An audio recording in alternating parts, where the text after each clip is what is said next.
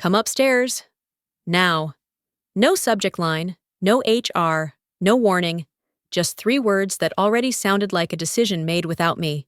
When I walked in, Jonathan Pierce, the chief executive officer, was already seated, his arms crossed over his chest. He didn't bother with small talk. He didn't ask how long I'd been there or what I was working on. He looked straight at me and said it clearly, so there would be no misunderstanding later. We're replacing your role, effective immediately. Could you pause for 10 seconds? This story is a dramatized version. Some elements have been fictionalized and embellished for clarity, educational value, and emotional impact. If this isn't to your liking, I understand.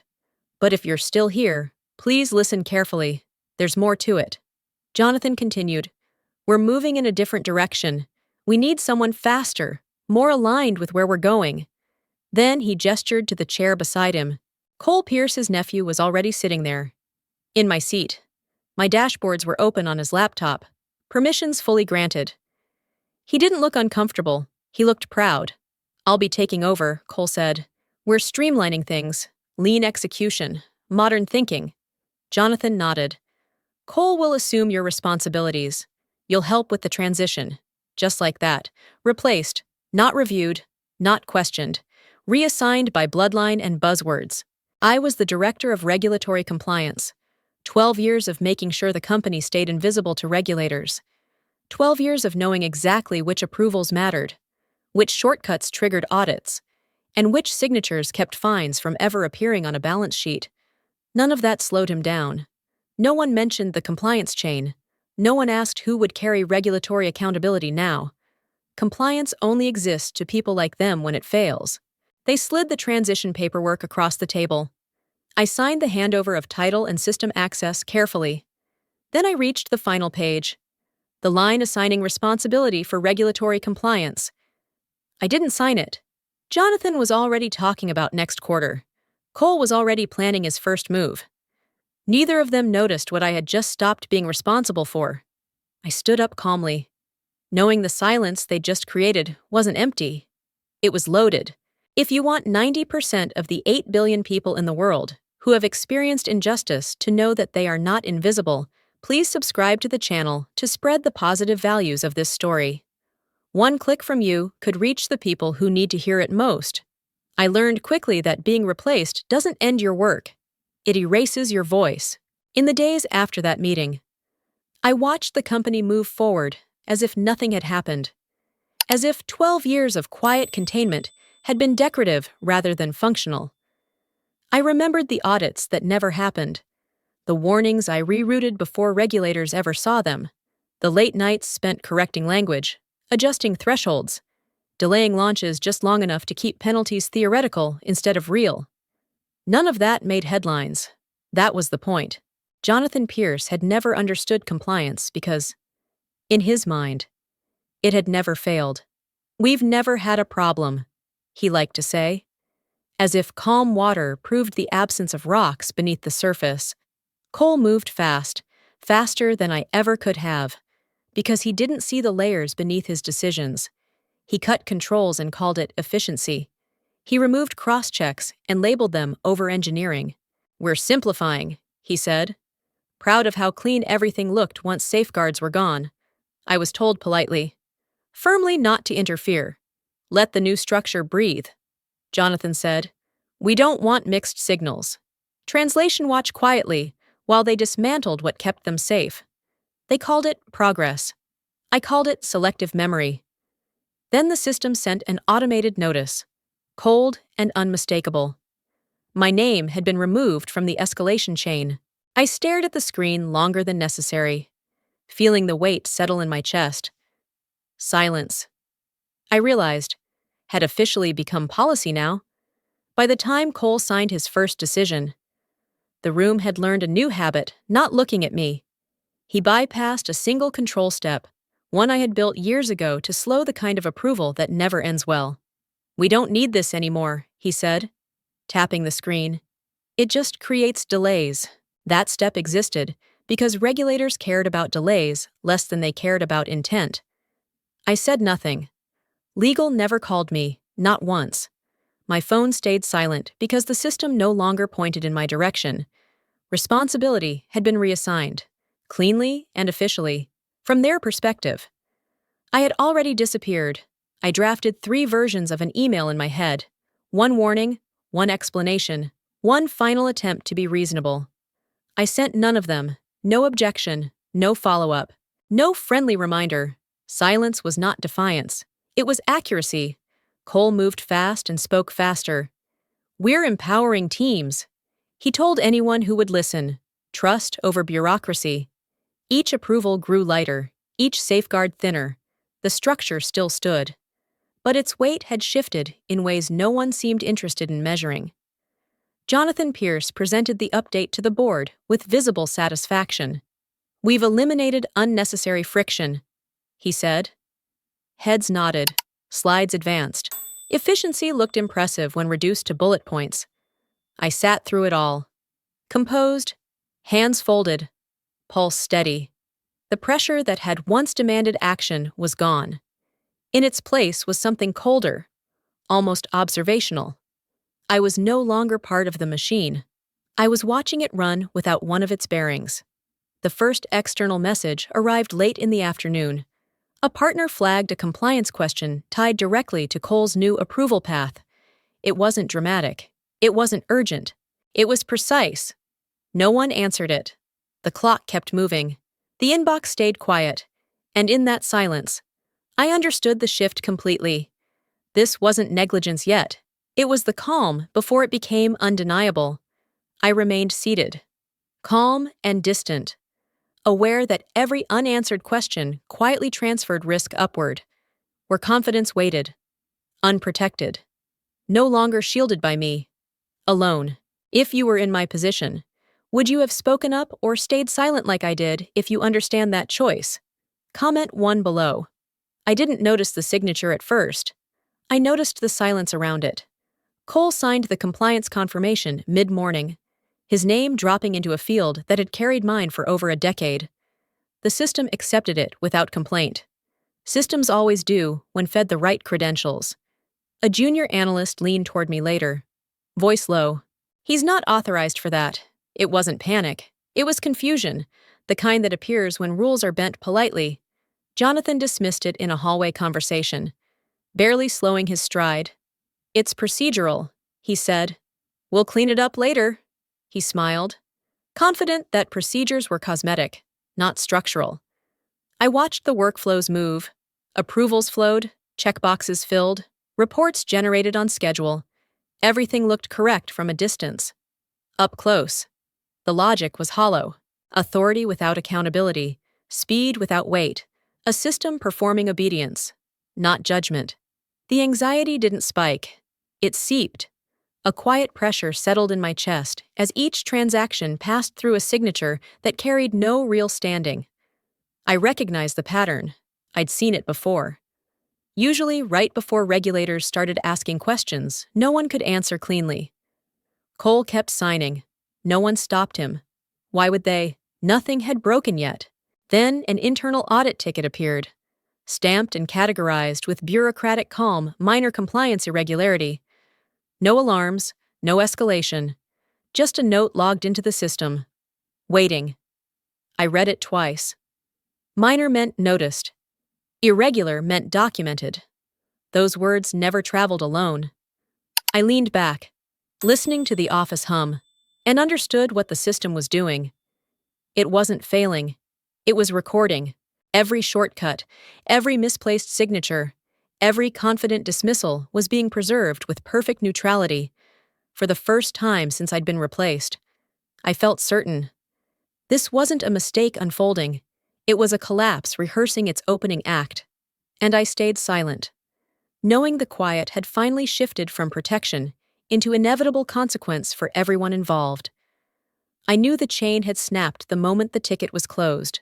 Cole marked the internal audit issue as low impact and archived it before lunch.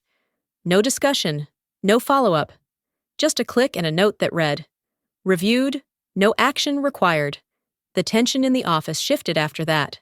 Subtle but unmistakable, like a building settling on a cracked foundation. The next approval came through faster than anything I'd seen in 12 years. A major transaction, flagged weeks earlier for layered review, cleared in hours. When I asked why the timeline had changed, someone shrugged and said, "Leadership wants momentum."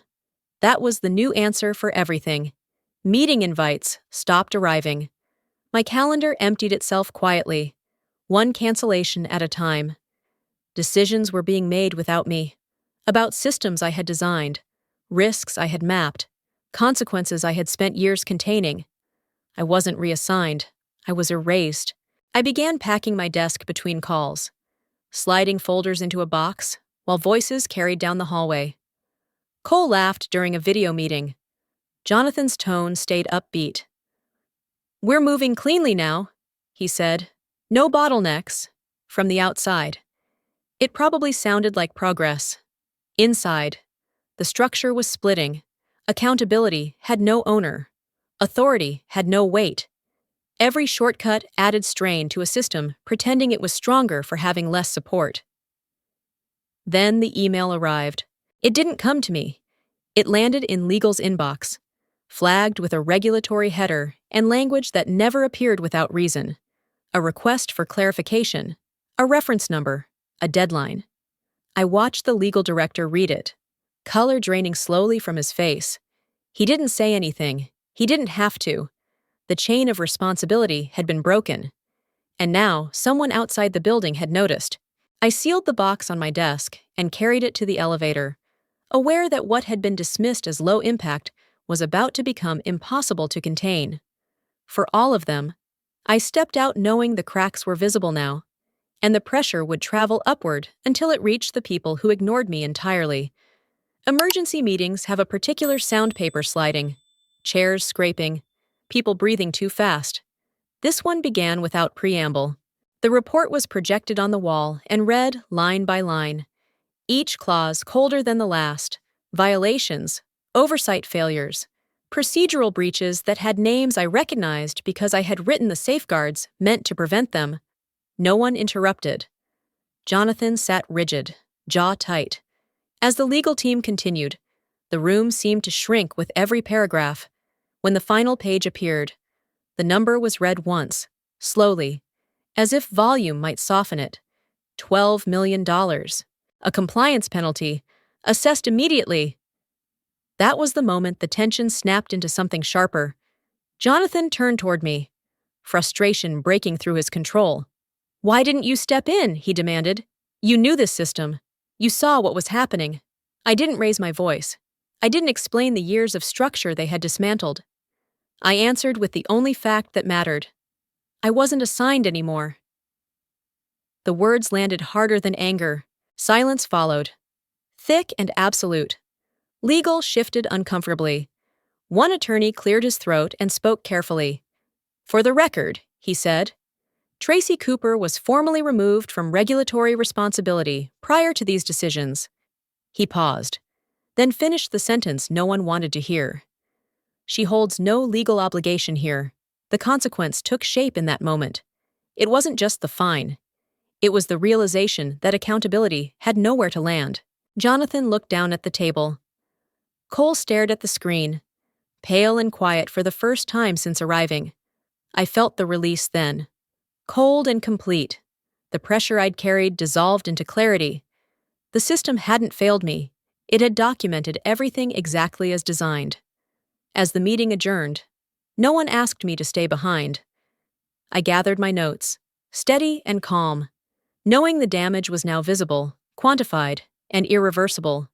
At last, indeed, I expected anger, but chaos arrived first, after the penalty was announced. The building felt louder, faster, unsteady. Jonathan moved from office to office, framing the disaster as a technical failure instead of a leadership one. "There were process gaps," he said repeatedly. "We'll tighten controls." Each explanation shifted responsibility sideways, never upward. Cole reacted differently. He stopped talking and started clicking. Late that afternoon, I saw him hunched over his screen, refreshing logs, reopening closed records, searching for something he could revise. "We just need clarity," he muttered. Legal shut that down within minutes. The audit trail was locked, immutable. Every action time-stamped, preserved, and unreachable. The board call was worse. Questions came quickly and without courtesy. Why were approvals accelerated? Who authorized the changes? Why had compliance oversight been removed? Jonathan answered what he could, deflected what he couldn't, and hesitated too long where confidence used to live. Silence filled those gaps. I sat through it all as an observer, no longer defending decisions, no longer smoothing outcomes, for the first time. Jonathan looked small. Cole looked stunned. Authority, stripped of protection. Ages fast. Then the real fracture appeared. An email from our largest strategic partner circulated quietly among executives. Effective immediately. They were freezing collaboration. Their compliance review had flagged elevated risk exposure. Pending further clarification. The room went still. This wasn't about fines anymore. It was trust, suspended. Momentum halted. Deals paused. Jonathan stared at the message, realizing explanations couldn't reopen what had just closed. I stood, calm amid the noise, and understood that desperation has a sound too. It's the moment when leaders stop managing consequences and start chasing them. Already too late. I felt no triumph, only clarity, as systems behaved exactly as designed, recording choices without emotion, waiting patiently for authority to collide with accountability, proving that silence, once imposed, eventually speaks louder than any defense when consequences finally demand attention publicly, inevitably. I returned to the building without a badge, which felt like a correction rather than a loss. Legal had requested my presence. Careful with language, precise with terms, not an apology, an offer, independent consultant, limited scope, immediate need. The terms arrived first. Triple my former rate, clear boundaries, no operational authority, just analysis, documentation, and testimony if required. Jonathan Pierce signed without negotiating. His signature looked heavier than it used to be. Slower, as if he understood what weight meant now. The meeting that followed was brief and sharp. Compliance authority was formally reassigned away from Cole. Effective immediately. He didn't argue. He stared at the table while legal explained risk exposure and governance failures. Jonathan didn't look at him. Silence did the work, words couldn't. I spoke only when asked. I outlined what had broken, why it mattered, and what recovery would realistically require. No dramatics, no blame. Facts tend to sound unforgiving when spoken calmly. Someone suggested restoring my former role. The room waited. I shook my head. I'm not here to patch a system I was removed from, I said. I'm here to document what happened. That was the moment control shifted. Quietly, irreversibly. Jonathan nodded. Once, Cole was escorted out of the room to revise access privileges he no longer had.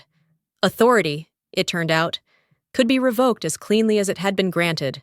When the session ended, I gathered my notes and left the way I came in, unescorted. I hadn't reclaimed a title. I hadn't needed to. The system was listening again, and this time, it wasn't confusing speed with leadership or silence with absence. Justice doesn't announce itself. It shows up when power learns its limits. I understood then that quiet authority survives titles, outlasts panic, and waits patiently until accountability returns. Not as revenge, but as balance, measured, documented, and impossible to dismiss once leadership finally runs out of excuses. I didn't attend the board vote, but I felt its outcome before it was announced.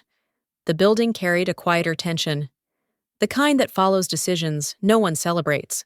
Jonathan Pierce was removed by a vote of no confidence, a phrase that sounds procedural until you see it applied to someone who once filled every room.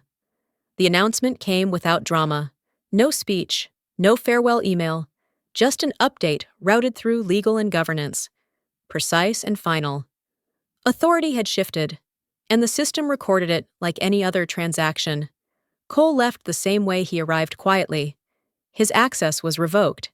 His office cleared by security after hours. No explanations, no resistance. He avoided eye contact when we crossed paths in the lobby, already learning how quickly confidence evaporates without backing.